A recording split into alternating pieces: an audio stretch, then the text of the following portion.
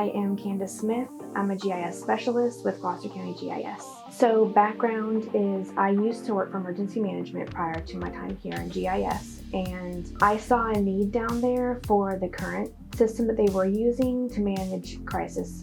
And it was essentially entering information in to a list. It wasn't really user-friendly. It wasn't cost-effective. Anytime we wanted to change, we had to pay for it through the vendor.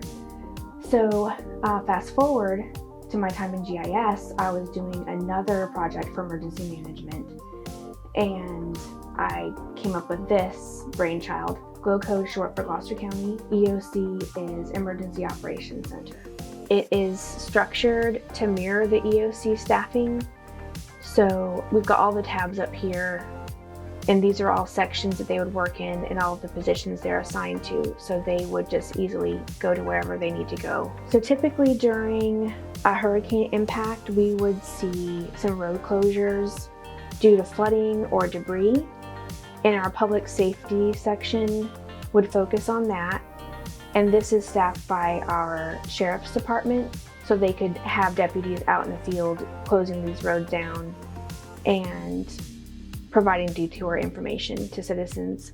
So if we were to see that a road needed to be closed, here you can see some examples of Jenkins Neck and Marius Road have been closed due to flooding. They could click on these roads, close them down, and then the entire EOC can see them. This is also information we could share with the public. So we can publish this layer to the public and they can see everything that's impacted. Another important section is our human services and mass care. This would be any of our relocation centers or shelters that would be opened.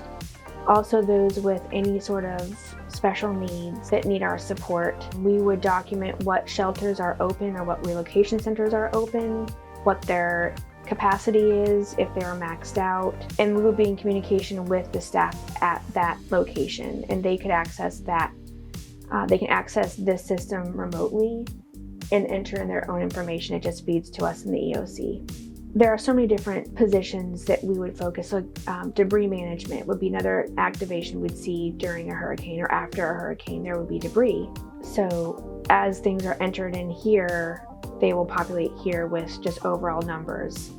And a lot of this information is what we use to report to the state for federal reimbursement through FEMA. But we can again track debris reports by creating a new entry, and then it would give us a summary of what we have entered in so far, and they can click on an item, see its details, as well as update it. A big element in our EOC and emergency management is our call center.